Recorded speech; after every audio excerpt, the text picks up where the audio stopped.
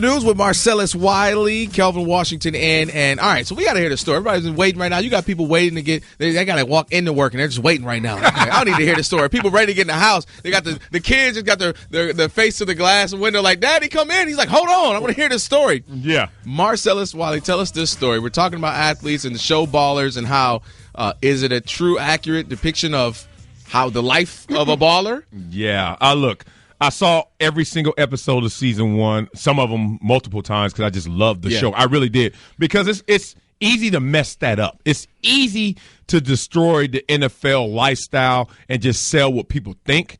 But what I loved about it, like you said, and there were good moments and there were bad moments that I said, did that, did that. Yeah. And it's interesting. Let me take you to a serious moment. The Rock, former football player.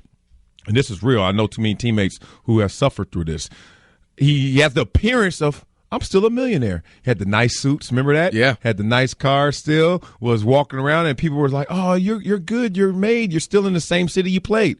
But he was looking for a job. Why? Yeah, he was broke. He was broke. Remember, he went to the ATM and didn't have anything, but everything that he had purchased, whatever he did with his spending, whatever he did in the past, he still had that appearance, the mirage of that. I'm great. But he was hurting on the inside. And physically, too. Physically as well. And that's why it immediately grabbed me, that show, said, oh, somebody is on staff that went through this experience for real.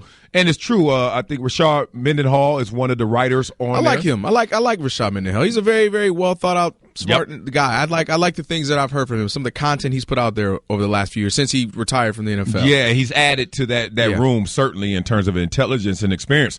So that grabbed me. That said, okay, even though they're going to have all the sizzle, it's going to be sensational. A whole lot of sizzle. A whole lot of sizzle. More than tea sizzle. More than me cooking bacon in the morning sizzle. It's a whole lot of sizzle. Bacon with water dropping in it. You ever fry some bacon and let some water hit it? Man, look at my arm. You see the burn marks. Boy, pop, pop, pop. So I said, okay, I'm going to give them a pass because I know that they're really trying to go here. Now, let's talk about the sensational part, because that's what hooks a lot of people. That is what hooks them. Now, the first road trip I ever took in NFL during a regular season caught me off guard. Let me just say this. Boy. I hope Jeff Biggs is not anywhere listening to No, you need Jeff Biggs because he'll pray for you. I do need him right now because, Lord, what had occurred? Okay. Let me say, I had no idea. One, I'm a rookie. Okay. So it's not. Look, it's in your past, brother. It's in your past. Okay. Just making sure. Thou art forgiven. My wife is running errands right now. She might be listening, but baby. Look, hey. It happened. You put a ring on it already. I did. Y'all done spit out a child, so you good. I'm good. Look at me. I think.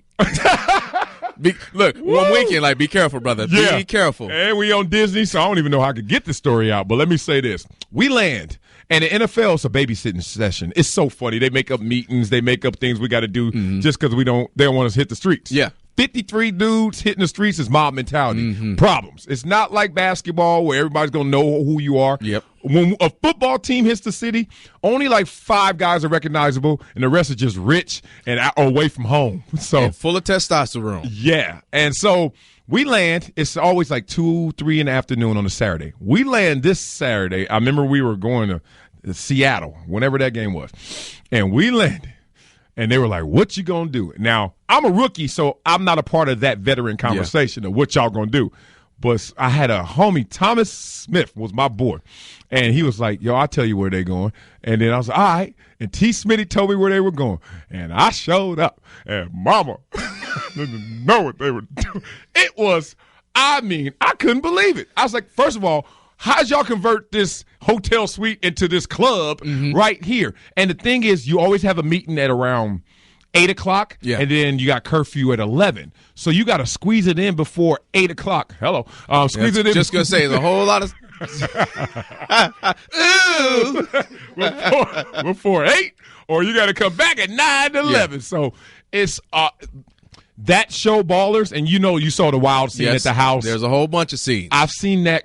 I've seen hotels converted into that scene in 2-hour windows in ways I'm like, this is unreal. You listen to KSPN Los Angeles. Let's just say I don't think we won that game. Let's just say I don't think. So is that why my Lions went 0-16? Dang it! I knew a lot of those guys where they're hanging out at. That's why they went. That's work. You know what? Maybe they have a career in event planning. Because there's a lot that goes into that. A lot. You know what? We just invented a new career for NFL guys after the career. Because, that's a whole lot of texting and email. Matter of fact, you couldn't even text and email back then. You could email, but you couldn't text and social media. Nah, nobody was texting back then. Event planning is what they need to do. Hey, we're going to be landing. There will be 10 guys on the team coming with us. We'll need 20 ladies. We will need a rotation of alcohol. That's some planning right there. It was unreal, and it was not every game. Let me not see. That's where I think things get lost when we watch shows like this. They think that's every day. Like Boys in the Hood, growing up, everybody and their mama kept coming up to me.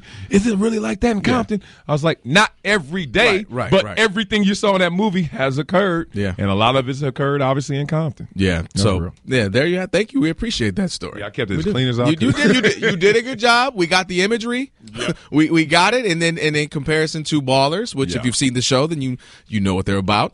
And I do wonder how I'll say this before we move on, maybe hit the Summer League. It'll be interesting to see how far they'll continue with regard to the, CTE. Because in the show, The Rock, in season 1, he didn't know what was going on. He was concerned. He took a test and found out that he was, pretty much good with some of the physical ailments and the mental, neurologically speaking. Yeah. But I wonder how far they'll go. And I'm sure that's one of the parts of the NFL doesn't like. Yeah, because the exposure to debauchery. Let's listen.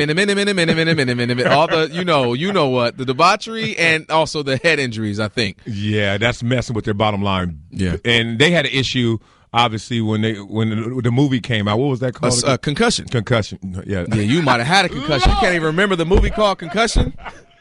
Who am I dealing with? What's up, Rob, George? You might need to come in here, man. Rob, get me off the show. He said, what was the movie about concussion called? It was called Concussion, Marcellus. Hence. Oh, man. You know what? That's going to help me out in my concussion cases. Cut that up, Mario. Okay, we got somebody coming in here. I need this officially. I need this official. Now, I have heard Jorge, and I heard you say many times George. Sedano. Which one are we running? Yeah, what are we going with? We can go with either. But no, which one do you? What does your mama call you? Mama calls me George because Dad is Jorge. Okay, so then you're George. Right. Mama called him Clay. But if Daddy ain't around, then he could be. I can be Jorge. Jorge. Like, for example, Poppy Lebitard only calls me Jorge. Okay. So, you know what I mean? It just depends, But I'm good with either. It's all right, we'll call you George. Because I remember watching, several things that you're on all over the place all the time. So I'm like, all right, they're like, George, and then there's Jorge. And I'm like, okay, I can't keep up. Is it Tuesdays and Thursdays one thing? Mondays and Wednesdays? Is it ramen or ramen? You know what? You ain't going to let that slide. You're not going to let me live with that. This dude got on this show and said top ramen. He's like, you want some top ramen noodles? First, you said it like I volunteered, like I had a storage here, like I was going to make you some. All right, so we're talking about Balls. Do you watch Balls? I do. And you know, being down in Miami, the show's based out of Miami. Yeah. What's it been like, the experience with the show? I mean, it's hot. People love it down there, only because, look, we are self-centered down there. Look, Miami's a lot like L.A. in that case. If it's about Miami, Miami loves it, right? Like, that's it. So, and that show is pretty Miami. I tweeted this out yesterday, actually, that it depicts Miami perfectly. It's excess for the sake of excess. Yeah. And that's what I was telling you. Like, we know this stuff goes on, but they'll have a scene, like, it's supposed to be a heartfelt scene, like, and you hear the music, he's thinking about something. Next scene, it's the debauchery again. I can't say, and I'm like, dang, every 2 seconds? Yeah. Well, the NFL experience mirrors that. It's just in doses. You got to think about the off-season experience of an NFL player. You got millions of dollars, most of them. And then you're sitting there, you work out. If you work out hard in NFL, that's 3-4 hours a day in the off-season. The other 20 hours, what are you to do? Yeah. And then all your boys are around you. 4 hours working out. Dang, that's next level working out. A whole bunch of J.J. Watts down there. Golly. You could get away with 2 hours. I guess that's why God said you are not going to the pros, because he know in 20 minutes. Right. 4 hours of this? Now, what do you feel about this, Jorge, George, about the NFL pushing back on the show actually in its existence? It's really not a surprise. They did it to us, right, when we had that Playmakers show. I mean, they did the same thing. The difference is HBO is like, nah, we don't care. Like, we don't need you. Like, we don't have. It's not like HBO's inside the NFL anymore. That's on Showtime now, so they don't have a need for them.